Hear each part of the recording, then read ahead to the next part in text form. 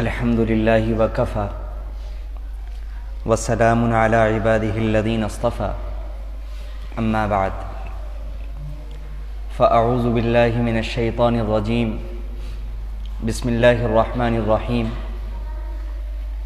فوسوس لهما الشیطان لیبدی لهما ما وري عنهما من سوآتهما وقال ما نهاكما ربكما عن هذه الشجرة إلا أن تكونا ملكين أو تكونا من الخالدين وقاسمهما إني لكما لمن الناصحين صدق الله العظيم. وقال النبي صلى الله عليه وسلم إن الشيطان يجري فيكم كمجرى الدم أو كما قال عليه الصلاة والسلام. اللهم صل على سيدنا محمد وعلى آل سيدنا محمد وبارك وسلم. صلى الله على النبي الأمي صلى الله على النبي الأمي. واجب الاحترام بزرگوں، قابل قدر دینی اور ایمانی بھائیوں، اور بہت ہی قدر و منزلت کی مستحق میری ماں اور بہنوں، گزشتہ کئی ہفتوں سے اللہ تعالیٰ نے انسان کو جس مقصد سے پیدا کیا اس مقصد کو یاد دلایا جا رہا ہے، اور ان آیات کے تعلق سے چند باتیں آپ حضرات کی خدمت میں عرض کی جاتی ہیں. گزشتہ ہفتے اللہ تعالیٰ نے انسان کو کس حیثیت سے دنیا میں بھیجا. وَإِذْ قَالَ رَبُّكَ لِلْمَلَائِكَةِ إِنِّي جَاعِلٌ فِي الْأَرْضِ خَلِيفَةً، اس آیت کے تحت چند گزارشات آپ حضرات کی خدمت میں عرض کی تھیں. آج اسی واقعے کا ایک ٹکڑا اور اس سے متعلق کچھ ضروری باتیں آپ حضرات کی خدمت میں عرض کرنی ہے. مشہور واقعہ ہے، سب کے علم میں ہے کہ اللہ تعالیٰ نے جب حضرت آدم علیہ السلام کو پیدا فرمایا، پیدا فرمانے کے بعد فرشتوں کو حکم دیا کہ آدم علیہ السلام کو سجدہ کرو. سب نے سجدہ کیا. ابا واستکبر وکان من الکافرین، شیطان نے انکار کر دیا اور اس نے بڑائی اختیار کی اور وہ کافروں میں شمار ہو گیا. اور اللہ تعالیٰ نے اپنے حکم کی نافرمانی کرنے کی وجہ سے اس کو جنت سے نکال دیا. فَاخْرُجْ مِنْهَا فَإِنَّكَ رَجِيمٌ وَإِنَّ عَلَيْكَ لَعْنَتِي إِلَى يَوْمِ الدِّينِ. اور اللہ تعالیٰ نے فرمایا کہ میری لعنت قیامت تک تیرے اوپر برستی رہے گی. اور حضرت آدم علیہ السلام اور حضرت حوا علیہ السلام ان دونوں سے کہا کہ آپ دونوں جنت میں رہیں، لیکن ساتھ ہی ساتھ ایک بات ان دونوں سے یہ کہی کہ ایک درخت ہے، وَلَا تَقْرَبَا هَذِهِ الشَّجَرَةَ، اس درخت کے آپ قریب بھی مت جانا، فَتَكُونَا مِنَ الظَّالِمِينَ، نہیں تو آپ ظالمین میں سے ہو جاؤ گے. اور باقی اس کے علاوہ وَكُلَا مِنْهَا رَغَدًا حَيْثُ شِئْتُمَا، جہاں سے چاہو جو چاہو کھاؤ پیو، جنت کی نعمتوں کو استعمال کرو، ان سے لطف اندوز ہو، ان سے مزے حاصل کرو، ان سے سکون حاصل کرو، لیکن ایک درخت ہے اس درخت کے قریب بھی نہ جانا.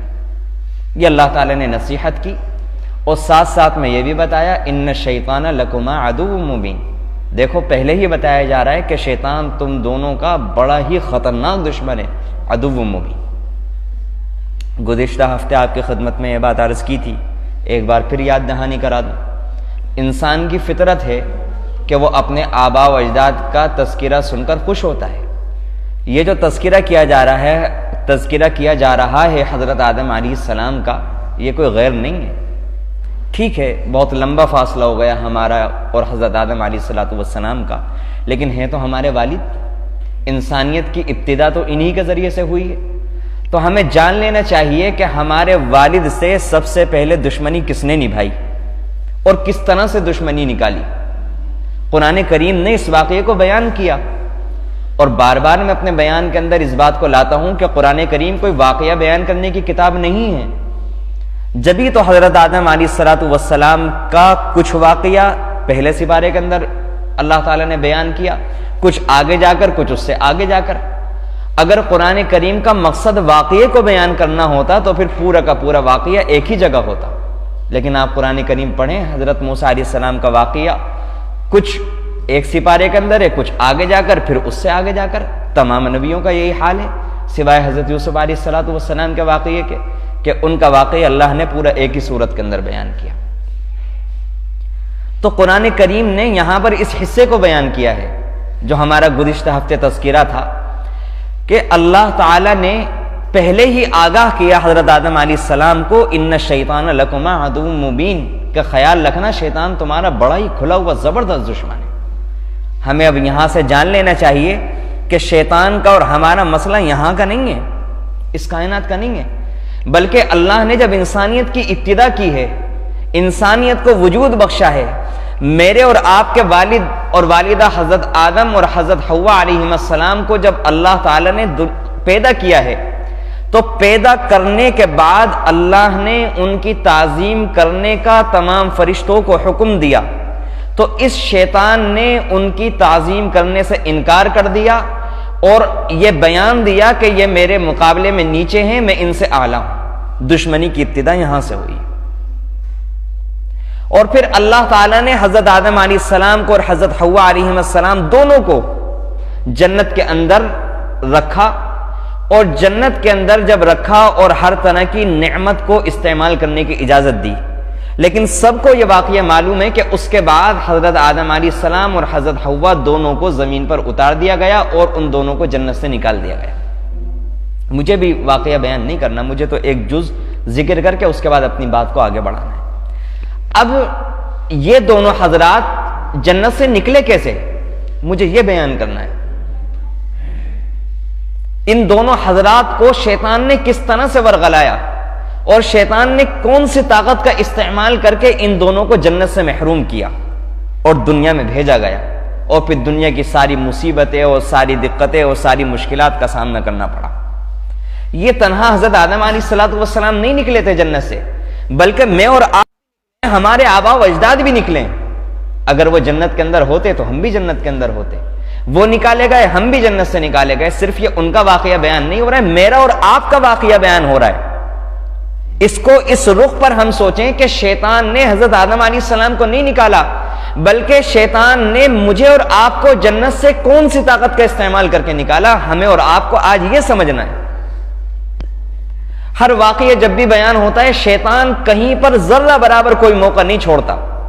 جہاں بھی کوئی اللہ کا بندہ دین کی طرف اپنی توجہ لگاتا ہے، دین کی بات سمجھنے کی کوشش کرتا ہے، اس وقت جب انسان مسجد میں اللہ کے دین کی باتیں سن رہا ہے، اس وقت شیطان اس کو گانے نہیں سنوائے گا، اس وقت انسان اس کو نامحرم کی طرف نظر نہیں لے کر جائے گا۔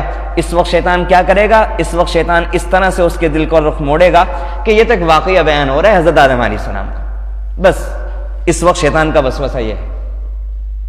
اس لیے میں نے اس واقعے کی حیثیت کو واضح کیا کہ یہ حضرت آدم علیہ السلام کا تنہا واقعہ نہیں ہے، بلکہ یہ میرا اور آپ کا واقعہ ہے، یہ میرا اور آپ کا مسئلہ ہے، ہمارے سارے آباء و اجداد کا مسئلہ ہے کہ مجھے اور آپ کو جنت سے کس شخص نے نکالا اور کس طرح سے، کون سی طاقت کا استعمال کر کے نکالا۔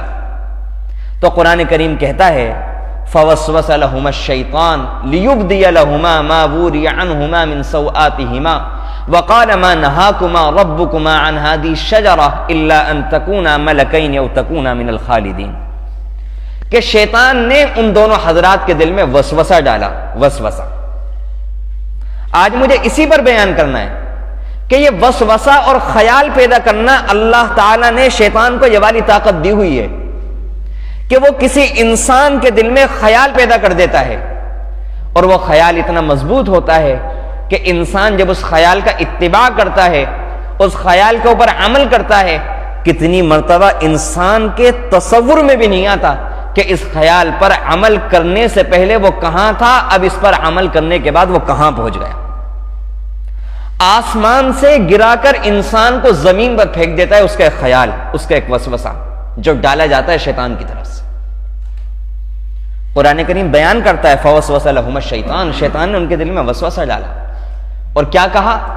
اور یہ وسوسہ ڈالا، ان کے دل میں یہ بات ڈالی کہ اللہ تعالیٰ نے تمہیں اس درخت سے جو منع کیا تھا اس وجہ سے منع کیا تھا کہ اس وقت تمہارے اندر اس درخت کی طاقت کو برداشت کرنے کی قوت نہیں تھی۔ جس طرح سے جب بچہ چھوٹا ہوتا ہے پیدائش کے بعد وہ صرف اور صرف ماں کا دودھ استعمال کر سکتا ہے، وہ روٹی کو ہضم نہیں کر سکتا، روٹی کی طاقت برداشت نہیں کر سکتا، شیطان نے اس طرح سے دونوں کو سمجھایا کہ اللہ تعالیٰ نے اس وقت جو اس درخت کے قریب جانے سے منع کیا تھا اس وجہ سے منع کیا تھا کہ تم دونوں اس وقت اس درخت کو برداشت نہیں کر سکتے تھے، اب جنت میں رہنے کے بعد تمہارے جسم کے اندر وہ طاقت آ گئی ہے، لہذا تم اس درخت کو کھا سکتے ہو، اس درخت کو استعمال کر لو۔ کتنی شاندار مثال کے ذریعے سے، کتنے اچھے طریقے سے حضرت آدم علیہ السلام کے اور حضرت حوا کے دل میں وسوسہ ڈالا۔ اور اس درخت کے کھانے سے فائدہ ہوگا ملکین، تم دونوں فرشتے بن جاؤ گے، او تکون من الخالدین، اور جنت میں پھر ہمیشہ ہمیشہ رہو گے، کبھی نہیں نکالا جائے گا۔ دونوں حضرات کو اس کی بات پر یقین نہیں آیا۔ وقاسمہما، صرف وسوسے کے اوپر ان کو یقین نہیں آیا۔ وقاسمہما، اب شیطان نے ان کے سامنے قسم کھائی، وقاسمہما، اور رو کر بڑی آہوزاری کے ساتھ بڑا یقین دلایا، بڑا اطمینان دلایا کہ یقیناً میں تمہارا خیر خواہ ہوں، انی لکما لمن الناصحین، میں تو تمہیں خیر خواہی کی بات بتلا رہا ہوں تاکہ تم دونوں فرشتے بن جاؤ اور تم دونوں جنت میں ہمیشہ ہمیشہ رہو۔ اگر تم نے اس درخت کا استعمال نہیں کیا، اگر تم نے اس درخت کو نہ کھایا تو پھر تم جنت میں ہمیشہ ہمیشہ نہیں رہو گے اور اللہ تعالیٰ سے دور ہو جاؤ گے۔ کتنے اچھے طریقے سے شیطان نے ان دونوں حضرات کے دل میں وسوسہ ڈالا۔ چنانچہ اس وسوسے کے نتیجے میں حضرت حوا علیہ السلام کو شیطان کی یہ بات سمجھ میں آ گئی، اور حضرت حوا علیہ السلام نے حضرت آدم علیہ السلام سے کہہ کر یہ درخت کھایا اور حضرت آدم علیہ السلام کو بھی کھلایا۔ جیسے ہی ان دونوں حضرات نے درخت کھایا تو فوراً ان کے جسم پر جو جنتی نورانی لباس تھا وہ ان سے دور ہو گیا۔ اب جیسے ہی وہ والا لباس دور ہوا تو دونوں کے دونوں اپنے سطر کو چھپانے لگے، دونوں کے دونوں اپنے سطر کو چھپانے لگے۔ پیڑ جو وہاں پر پیڑ تھے ان کے پتوں سے، ان کی ٹہنیوں سے اپنے سطر کو چھپانے لگے۔ روایتوں میں آتا ہے کہ جب وہ دونوں حضرات یہ کام کرنے لگے تو درختوں نے بھی ان کو پناہ نہیں دی۔ جب انسان اللہ تعالی کی نعمت کا شکر ادا نہیں کرتا تو پھر اس کے بعد اللہ رب العزت اس سے اس نعمت کو چھین لیتے ہیں۔ اللہ تعالیٰ نے واضح کیا تھا ان الشیطان لکما عدو مبین، شیطان تمہارا کھلا ہوا دشمن ہے اور وہ بہکائے گا اس درخت کے قریب جانے سے۔ حضرت آدم علیہ السلام کی ذات پر اور ان کی عفت اور عصمت پر یہاں کوئی اللہ کا بندہ شک نہ کرے۔ اگر میں ان کی عزت اور عصمت کے تعلق سے بات کروں گا تو سارا وقت ختم ہو جائے گا۔ میں صرف ایک حدیث آپ کے سامنے ذکر کرتا ہوں۔ ایک موقع پر جب حضرت آدم علیہ السلام کی توبہ قبول ہوئی، اللہ تعالیٰ نے سوال کیا کہ اے آدم، میں نے تمہیں منع کیا تھا درخت کے قریب جانے سے، تم نے کیوں اس درخت کا پھل کھایا، کیوں اس درخت کے قریب گئے؟ حضرت آدم علیہ السلام نے ہاتھ باندھ کر بڑی لجاجت سے، بڑی شرمندگی کے ساتھ نظریں جھکا کر اپنے پروردگار کی بارگاہ میں یوں عرض کیا کہ اے پروردگار، مجھے امید نہیں تھی کہ کوئی تیرے نام کی بھی جھوٹی قسم کھا لے۔ سارا مسئلہ یہ تھا۔ اس وجہ سے جب اس نے قسم کھائی، وقاسمہما، یہ قرآنی بات ہے، جب اس نے قسم کھائی تو حضرت آدم علیہ السلام کو یقین آ گیا کہ اللہ کی کوئی جھوٹی قسم نہیں کھا سکتا۔ جب یہ بندہ اللہ کی قسم کھا رہا ہے تو بات سچی ہوگی۔ یہ حضرت آدم علیہ السلام کی سوچ تھی، یہ ان کی نیکی تھی جس وجہ سے وہ اس کے اندر مبتلا ہو گئے۔ بہرحال مجھے یہ عرض کرنا تھا کہ یہ وسوسہ اتنی خطرناک چیز ہے، یہ شیطان کو جو اللہ تعالیٰ نے قوت اور طاقت دی ہے، یہ جو اس کو خیال ڈالنے کی، خیال لانے کی انسان کے دل و دماغ میں اللہ تعالیٰ نے قوت دی ہوئی ہے، یہ اتنی خطرناک چیز ہے کہ بعض مرتبہ انسان سوچتا نہیں ہے، وہ اس کو آسمان سے لے کر زمین پر اتروا دیتے ہیں۔ حضرت آدم علیہ السلام کو اسی وسوسے کی وجہ سے اللہ تعالیٰ نے جنت سے نکال کر زمین پر لا کر کھڑا کر دیا۔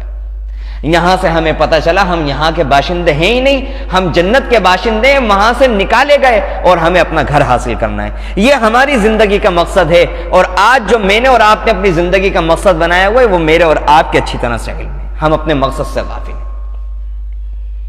اس لیے میں نے اس آیت کا تذکرہ کیا کہ آج کے دن مجھے اور آپ کو اپنی زندگی کا مقصد یاد کرنا ہے کہ ہمارا گھر کون سا ہے. یہ ہمارا گھر نہیں ہے جس میں ہم رہنا ہے. یہاں ہم مسافر ہیں, پردیسی ہیں. ہم سے پہلے اس گھر میں ہمارے آبا و اجداد رہا کرتے تھے, یا کوئی اور اللہ کا بندہ رہا کرتا تھا. آج ہم ہیں, کل ہماری اولاد رہے گی یا کوئی اور رہے گا. کتنے آئے کتنے چلے گئے. مکی بدل جاتے ہیں, مکان نہیں بدلتا. جگہ رہتی ہے, رہنے والے بدل جاتے ہیں. ہر کسی کو جانا ہے وہ ہمارا گھر ہے, اور اس گھر تک پہنچنے کے لیے ہمیں کچھ چیزوں کو یہاں پر حاصل کرنا ہے, کچھ تیاری کرنی ہے. اور اس تیاری کرنے کے راستے میں جو رکاوٹ آتی ہے وہ شیطان کی طرف سے آتی ہے.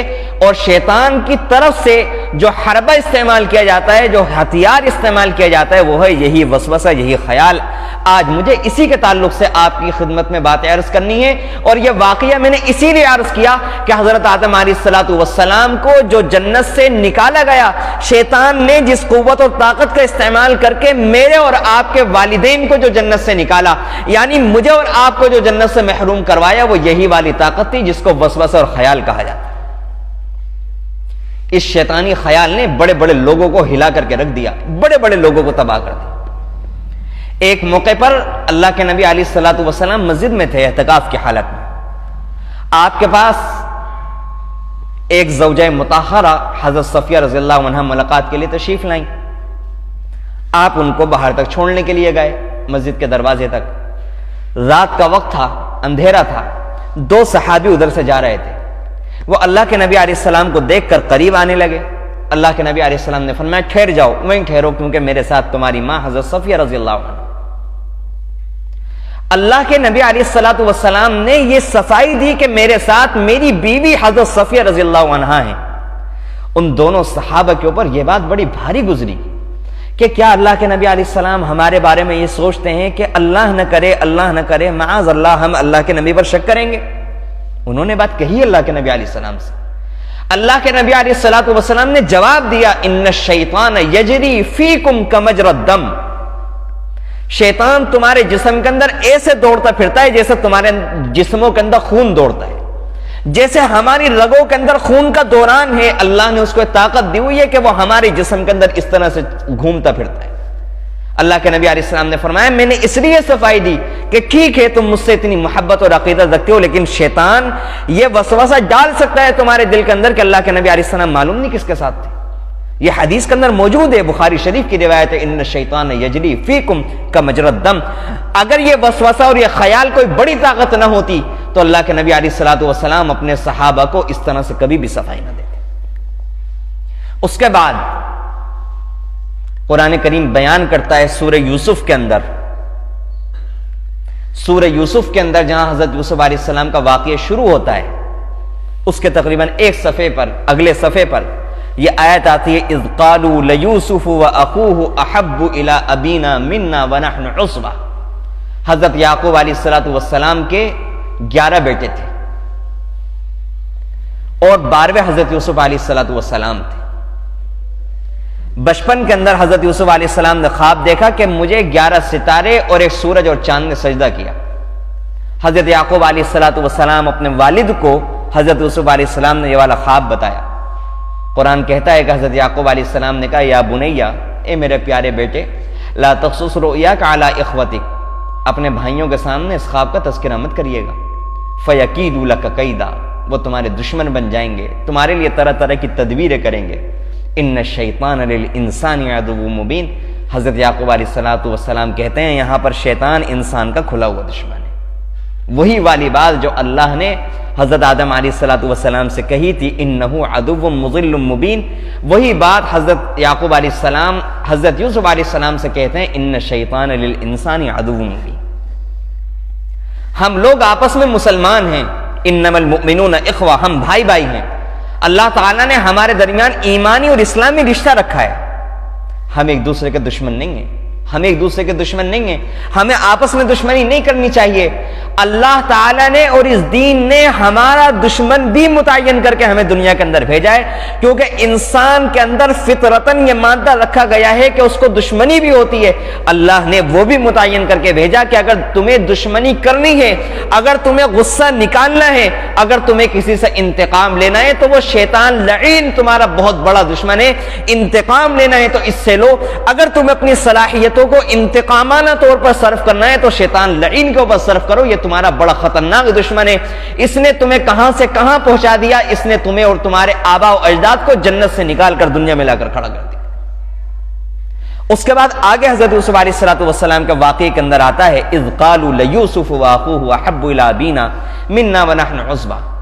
حضرت یعقوب علیہ السلام اپنے باقی بیٹوں سے اتنی محبت نہیں کیا کرتے تھے جتنی محبت حضرت یوسف علیہ السلام سے کیا کرتے تھے۔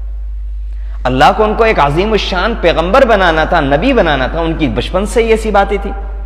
انسان کتنا بھی انصاف کرے، بعض چیزیں ایسی ہوتی ہیں کہ جن کے درمیان انصاف ہو سکتا ہے، اور دلی جو باتیں ہوتی ہیں ان کے درمیان اس کے اوپر انسان کا بس نہیں ہوتا۔ اللہ کے نبی علیہ السلام کی ایک دعا احادیث میں یہ منقول ہے، اللہم ہادہ قسمتی فیما املک ولا تؤاخذنی فیما لا املک۔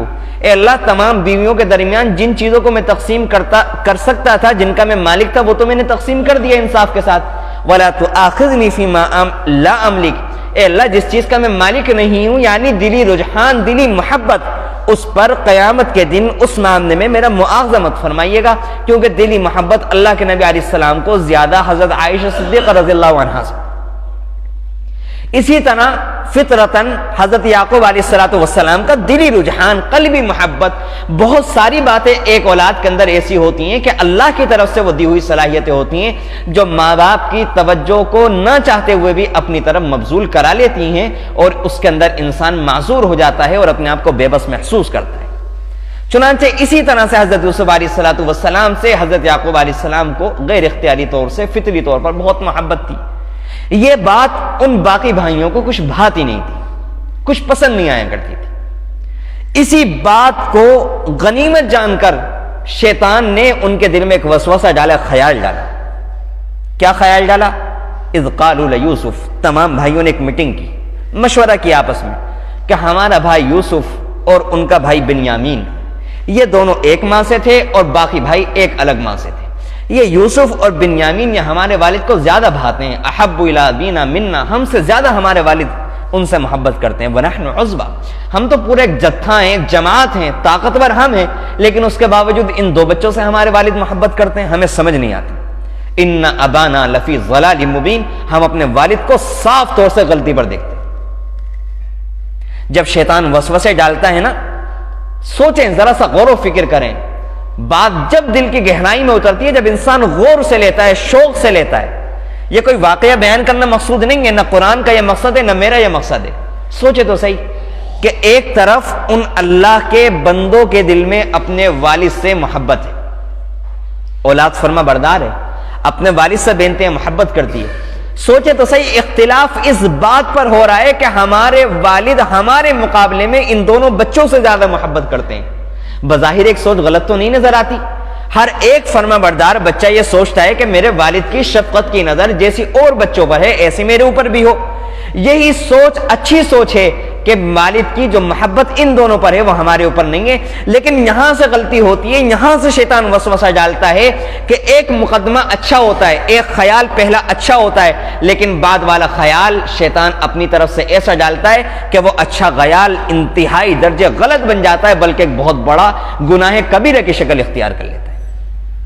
اب اس خیال کا نتیجہ، اگر وہ چاہتے یہ بھی کہہ سکتے تھے کہ اپنے والد سے کہہ سکتے تھے کہ ہمارا یہ اعتراض ہے، آپ ہم سے بھی محبت کیا کریں، اللہ سے دعا کر سکتے تھے کہ اللہ ہمارے والد کے دل میں جیسے آپ نے یوسف کی، بنیامین کی محبت ڈالی، آپ ہماری بھی ڈال دیجیے، لیکن نہیں، انہوں نے خود یہ فیصلہ کیا شیطان کے خیال لانے کی وجہ سے، اقتلوا یوسف کا قصہ ختم کرو، ان کو قتل کر دو، اب اطرحوہ ارضا یخل لکم وجہ ابیکم، یا اپنے ملک سے کہیں باہر ان کو نکال پھینکاؤ، تاکہ جب یہ نظروں کے سامنے نہیں ہوں گے تو تمہارے والد کی اب محبت ہمارے لیے خالص ہو جائے گی، کیونکہ جب یوسف اور بنیامین جب یوسف ہوں گے ہی نہیں تو ان سے محبت کیسے کریں گے، اور جب وہ نہیں ہوں گے تو ظاہری سی بات ہے ہم سے محبت کریں گے۔ یہاں پر سمجھنے کی بات یہ ہے، غور کرنے کی بات یہ ہے، اس واقعے کا مجھے ایک ہی جز بیان کرنا تھا، آگے جو حصہ آ رہا ہے اس کو میں بیان کرنا چاہتا ہوں۔ اس کو ہم کوشش کریں کہ ہماری سوچ میں اچھی طرح سے یہ بات داخل ہو جائے، ہم سمجھ لیں شیطان کس طرح سے بہکاتا ہے۔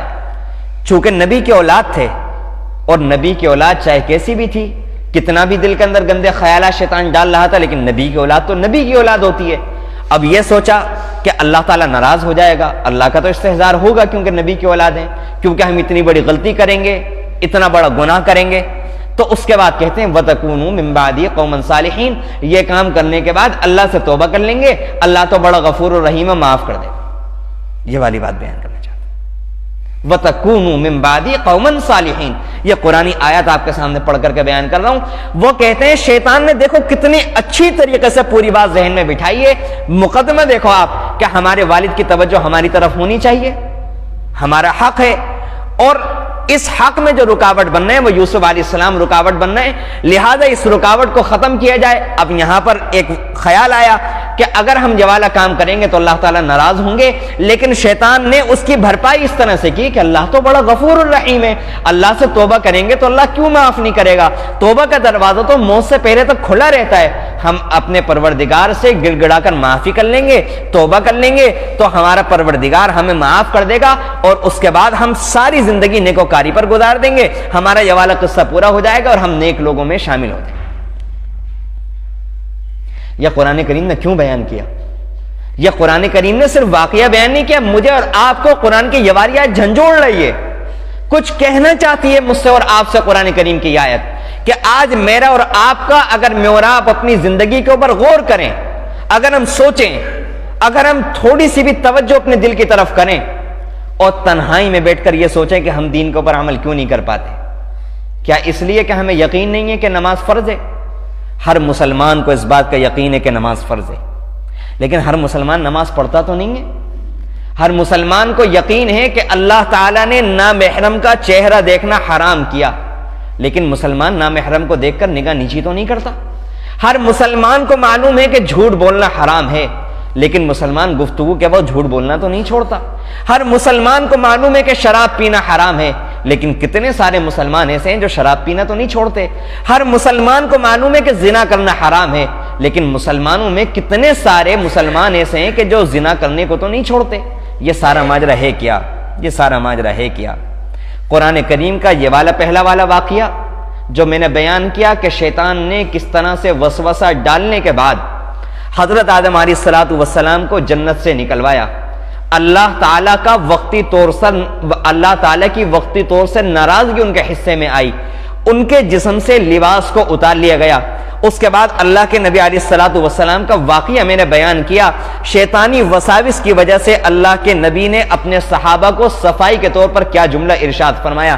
اس کے بعد حضرت یوسف علیہ السلام کے بھائیوں کا یہ والا واقعہ بیان کیا کہ شیطان نے ان کے دلوں میں کیسا وسوسہ ڈالا۔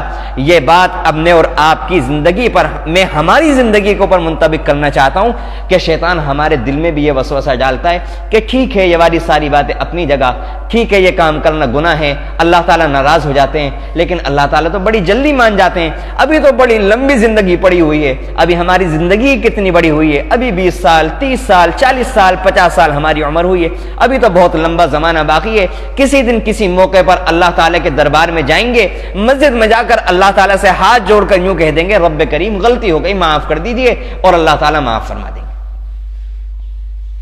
قرآن کریم ایک موقع پر بیان کرتا ہے کہ کبھی انسان بعض موقعوں پر سوچتا نہیں ہے کہ یہ میں نے کیا کیا، وہ ایک جملہ اپنی زبان سے نکالتا ہے، ایک بات سوچتا ہے، اس کی سوچ اس بات کی گہرائی تک نہیں پہنچ پاتی، اس کی گندگی کا فیصلہ نہیں کر پاتی یہ بات کتنی گندی ہے اور گندگی کے اعتبار سے کتنی گہری ہے۔ اور انسان بعض چیزوں کو دیکھتے ہوئے، بعض قریبی منافع کے حصول کے لالچ میں انسان اس کام کو کر گزرتا ہے، اور جس وقت اس کو تنبہ ہوتا ہے، جس وقت اس کی آنکھیں کھلتی ہیں تو وقت بہت لمبا گزر چکا ہوتا ہے، اور اب افسوس کے سوا اس کے پاس کچھ بھی نہیں رہتا۔ ایک موقع پر قرآن کریم کہتا ہے کہ یہودی جب قرآن کریم نازل ہوا کرتا تھا طرح طرح کے بہانے کیا کرتے تھے کہ اگر یہ ہوتا تو ہم ایمان لے آتے، اگر یہ نہ ہوتا تو ہم ایمان لے آتے۔ ایک موقع پر اللہ کے نبی علیہ الصلوۃ والسلام سے آ کر کہتے ہیں کہ آپ کے پاس وحی حضرت جبرائیل علیہ السلام لے کر آتے ہیں اور ان سے ہمارا پرانا جھگڑا چلا آ رہا ہے، اگر آپ کے پاس حضرت جبرائیل علیہ السلام کے علاوہ میکائیل علیہ السلام وحی لے کر آتے تو ہم آپ پر ایمان لے آتے۔ لانا تو کچھ نہیں تھا، بس یہ تو ایک بات کہنی تھی کہ اگر یہ نہ ہوتا، کہ اگر آسمان زمین کی جگہ ہوتا، زمین آسمان کی جگہ ہوتی، ہم ایمان لے آتے۔ معلوم ہے ایسا اللہ تعالیٰ کریں گے نہیں، چنانچہ ایمان بھی نہیں لے کر آئیں گے۔ تو قرآن کریم نے انہوں نے تو ایک بات شرارت میں کہی، بہت سارے جملے کہا کرتے تھے، قرآن نے ان کے طرح طرح کے جملے، طرح طرح کی گندگی، ان کی ذہن کی گندگیاں قرآن کریم نے بیان کی ہیں سورہ بقرہ کے اندر۔ ایک بات یہ بھی تھی، اللہ تعالیٰ کو یہ بات بالکل برداشت نہیں، اور یہی بات میں بیان کرنا چاہتا ہوں کہ کبھی کبھی ہم لوگ سوچتے ہیں کہ اتنی سی تو بات ہے نماز نہیں پڑھتے، اتنی سی تو بات ہے کہ کاروبار میں کبھی کبھی جھوٹ بول لیتے ہیں، اتنا صحیح تو مسئلہ ہے کہ کبھی کبھی نامحرم کو دیکھ لیتے ہیں، اتنا صحیح تو مسئلہ ہے کہ چند فلمیں دیکھ لیتے ہیں، اتنا صحیح تو مسئلہ ہے کہ کبھی حرام کھا لیتے ہیں، اتنا صحیح تو مسئلہ ہے کہ کبھی شراب کو استعمال کر لیتے ہیں۔ تھوڑی تھوڑی سی تو باتیں ہیں، اس سے کیا فرق پڑ رہا ہے؟ ہمارے گناہ اللہ تعالیٰ کی رحمتوں کے سامنے تو کوئی حیثیت نہیں رکھتے۔ تو میں یہ عرض کرنا چاہتا ہوں قرآن کریم کی روشنی میں کہ جب انہوں نے یہ والا جملہ کہا تو اللہ تعالیٰ نے آیت نازل کی کہ اگر یہ لوگ حضرت جبرائیل علیہ السلام کے دشمن ہیں تو جبرائیل علیہ السلام کی دشمنی کا کیا مطلب ہوتا ہے؟ من کان عدوا للہ وملائکتہ قل من کان عدوا لجبریل فانہ نزلہ علی قلبک باذن اللہ مصدقا لما بین یدیہ وہدی وبشری للمؤمنین من کان عدوا للہ وملائکتہ ورسلہ وجبریل ومیکال فان اللہ عدو للکافرین، کہ جو جبرائیل علیہ السلام کا دشمن ہے وہ اللہ کا دشمن ہے، اور جو اللہ کا دشمن ہے وہ اس کے تمام فرشتوں کا دشمن ہے، اس کے تمام رسولوں کا دشمن ہے۔ تنہا اگر کوئی حضرت جبرائیل علیہ السلام سے دشمنی کرتا ہے تو ان سے دشمنی کا کیا مطلب ہے؟ وہ اللہ کے حکم کے پابند ہیں، جو کچھ کرتے ہیں اللہ کے حکم سے کرتے ہیں۔ ان لوگوں نے حضرت جبرائیل علیہ السلام سے دشمنی نہیں کی بلکہ رب العالمین سے دشمنی کی، تمام فرشتوں سے دشمنی کی، تمام رسولوں سے دشمنی کی۔ یہ حضرت جبرائیل علیہ السلام کو اپنے خیال کی وجہ سے الگ کر لیں اور یہ سوچیں کہ حضرت جبرائیل علیہ السلام سے صرف ہماری دشمنی ہے، باقی تمام لوگ ہمارے محبوب ہیں، تو ان کے سمجھنے سے کیا ہوتا ہے؟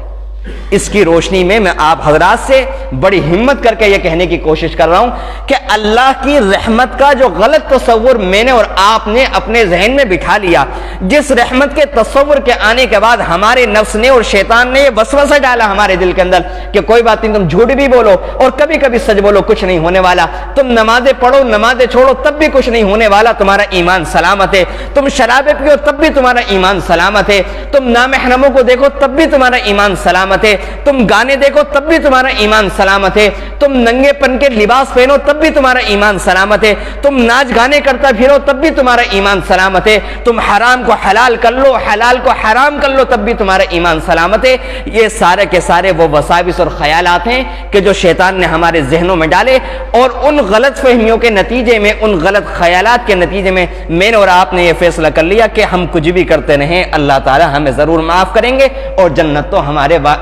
آبا و اجداد کی جاگیر ہے، اس میں ہمارے علاوہ کوئی داخل نہیں ہونے والا۔ ایک موقع پر اللہ کے نبی علیہ السلام نے فرمایا تھا کہ میری امت پر بعینی ہی وہ والے حالات آئیں گے جو یہودیوں پر آئیں، اور قرآن کریم کہتا ہے یہودی یہ کہا کرتے تھے لن يدخل الجنت الا من كان هودا او نصارى، کہ جنت تو ہماری ہے، ہم جائیں گے، یہودی اور عیسائی جائیں گے، کوئی نہیں جانے والا۔ آج بالکل یہی حالت میری اور آپ کی بن چکی ہے۔ قرآن کہتا ہے وہ اعمال کچھ نہیں کیا کرتے تھے، اپنی من چاہی زندگی گزارا کرتے تھے، حرام کو حلال حلال کو حرام کر لیا، اور ان تمام گندی باتوں کے ہونے کے باوجود، ان تمام اعمالی انحطاط ہونے کے باوجود ان کا تصور یہ تھا کہ جنت تو ہماری ہے، کیونکہ ہم تو اللہ کے لاڈلے پیغمبر حضرت موسیٰ علیہ السلام کی امت ہیں۔ بالکل کچھ یہی حال میرا اور آپ کا آج ہو چکا ہے کہ ہمارے ذہنوں میں ہم زبان سے کہیں نہ کہیں لیکن ہمارے دل میں یہ بات اتر چکی ہے کہ ہم کچھ بھی کر لیں، چونکہ ہم اللہ کے پیارے اور لاڈلے محبوب صلی اللہ علیہ وسلم کی امت ہیں، اس لیے ہم جنت میں ضرور جائیں۔ میرے نوجوانوں، اللہ کی رحمت سے مایوس کرنے کا مجھے کوئی حق نہیں ہے، مجھے حق نہیں ہے۔ اللہ نے اپنی رحمت کو کھول کر بیان کیا، اور جس اللہ کی رحمت کا یہ حال ہو، جس اللہ نے سب سے پہلے یہ جملہ لکھا ہو سبقت رحمتی علی غضبی غلبت رحمتی غضبی، کہ میری رحمت میرے غصے پر غالب ہے، مجھے کیا حق پہنچتا ہے کہ میں اللہ کی رحمت کو محدود کروں؟ ورحمتی وسعت کل شیء، قرآن خود کہتا ہے کہ میری رحمت تو ہر چیز کو ڈھانپے ہوئی ہے، ہر چیز کو وسیع ہے، میری رحمت محدود نہیں ہے۔ لیکن میں یہ بات کہنا چاہتا ہوں، حضرت لقمان علیہ السلام نے اپنے بیٹے کو نصیحت کی تھی، وہ کیا حد ہے؟ ہر چیز کی ایک حد ہے، ہر چیز میں اعتدال مناسب ہے۔ اللہ کی رحمت کی امید رکھنا صرف یہی نہیں چاہیے بلکہ رکھنا ہر ایمان والے کے لیے فرض و ضروری ہے۔ اللہ کی رحمت کی امید کے بغیر کوئی چارہ کار ہی نہیں ہے ہمارے پاس نجات کے لیے، اس کے علاوہ ہمارے پاس کوئی عمل نہیں، اس کے علاوہ ہمارے پاس کوئی سہارا نہیں، اس کے علاوہ میرے اور آپ کے پاس ہے کیا کہ اگر اللہ کی رحمت کی امید نہ رکھیں۔ لیکن اس کی ایک حد ہے جو ہماری نگاہوں میں رہنی چاہیے۔ حضرت لقمان علیہ السلام نے اپنے بیٹے کو نصیحت کی تھی، ایک نصیحت یہ بھی تھی ان نصیحتوں میں سے، فرمایا کہ بیٹے اللہ کی رحمت کے اتنے امیدوار رہنا جتنی رحمت تمہیں گناہوں پر آمادہ نہ کر دے۔ اللہ کی رحمت کی اتنی امید رکھنا کہ جتنی امید تمہیں گناہوں پر جری نہ کر دے، تم سے گناہ نہ کروا دے۔ یعنی تم گناہ بھی کرتے رہو اور یہ سوچو کہ اللہ کی رحمت، تو پھر وہ اللہ کی رحمت کے تم امیدوار نہیں ہو، پھر اللہ کی رحمت سے امیدوار نہیں رہے۔ اللہ کی رحمت کی صرف اتنی امید رکھنا کہ جو گناہوں سے بچا لے، تمہیں گناہوں سے پیچھے رہے، تم اعمال صالحہ کرتے رہو، اس کے بعد یہ سوچتے رہو کہ ہاں میرا پروردگار میرے عمل کو قبول کرے گا اور مجھے پھر قیامت کے دن جنت میں داخل کر دے گا۔ یہ اللہ کی رحمت کی امید نہیں ہے۔ حضرت لقمان علیہ السلام نے اپنے بیٹے کو یہ والی حد بتائی ہے کہ یہ رحمت کی امید نہیں ہوتی کہ گناہ کرتے جاؤ، نمازیں چھوڑتے جاؤ، جھوٹ علی اعلان بھولتے جاؤ، دین کا جنازہ نکال دو اپنے ہاتھوں سے، دین کا مذاق بنا دو اپنے ہاتھوں سے، اپنے گھر کے اندر صبح سے لے کر شام تک دین کا کوئی تذکرہ نہ آئے، کوئی اللہ کا تذکرہ نہ آئے، کوئی نبی کریم صلی اللہ علیہ وسلم کی حدیث کا تذکرہ نہ ہو، ہمارے پہناوے میں، ہمارے لباس میں، ہمارے چال چلن میں، ہمارے گفتگو میں، ہمارے معاملات میں اللہ کے نبی علیہ السلام کی سنتوں کی کہیں بھی جھلک نہ آئے، اور اس کے بعد ان تمام باتوں کے باوجود ہم یہ سوچتے رہیں کہ اللہ معاف کرے گا، اللہ معاف کرے گا۔ قرآن و حدیث کی روشنی میں کہنے کی ہمت کر رہا ہوں کہ یہ وہ والا شیطانی خیال ہے کہ جو انسان کو آسمان سے لے کر زمین پر پھینک دیتا ہے۔ اس چھوٹے اور کمزور اس بود خیال کی وجہ سے ہماری نجات نہیں ہو سکے گی۔ اخیر میں وہی بات عرض کروں گا جو ہر ہفتے کرتا ہوں کہ ہم لوگ اعمال پر آئیں۔ صرف سوچنے سے، خیال کرنے سے کچھ نہیں ہوتا، خیالات پر جنت نہیں ملا کرتی۔ ہمیں اللہ تعالیٰ کی ہر چیز اچھی لگتی ہے، اللہ تعالیٰ کی کسی بھی چیز کے مقابلے میں انسان نے دوسری چیز بنانے کی ہمت نہیں کی۔ اللہ نے آسمان بنایا، انسان نے کبھی یہ کہنے کی ہمت نہیں کی یہ والا آسمان پرانا لگنے لگا، اتنے سالوں سے دیکھ رہے ہیں، چلو دوسرا آسمان بنا لیں۔ اللہ کی زمین کے مقابلے میں دوسرا بنانے کی ہمت نہیں کی، پانی کے مقابلے میں دوسرا بنانے کی ہمت نہیں کی، گوشت کے مقابلے میں دوسرا بنانے کی ہمت نہیں کی۔ کیونکہ انسان اس سے عاجز ہے۔ لیکن جب دین پر عمل کرنے کا مسئلہ آتا ہے تو یہاں پر ہم اپنے عقل کو کیوں نہیں سمجھاتے کہ یہ والا جو دین ہے، یہ والا جو زندگی گزارنے کا طریقہ ہے، اس کی نظیر اور اس کی مثال دنیا میں اور کائنات میں ہر جگہ ہر کوئی پیش کرنے سے عاجز ہے، اس سے اچھا کوئی ہو ہی نہیں سکتا۔ زندگی گزارنے کا طریقہ جو اللہ کے نبی نے گزار کے دکھایا، جو قرآن میں موجود ہے، اس سے بہتر اور اس سے اچھا کوئی طریقہ نہیں۔ اور جب اچھا ہے تو پھر ہم عمل کیوں نہیں کرتے؟ بہرحال اللہ تعالی ہم سب کو عمل کی توفیق نصیب فرمائے، اللہ تعالی ہمیں مقصد حیات نصیب فرمائے، اللہ تعالی ہمیں صحیح معنوں میں بندہ بننے کی توفیق نصیب فرمائے۔ آمین۔ وآخر دعوانا الحمدللہ۔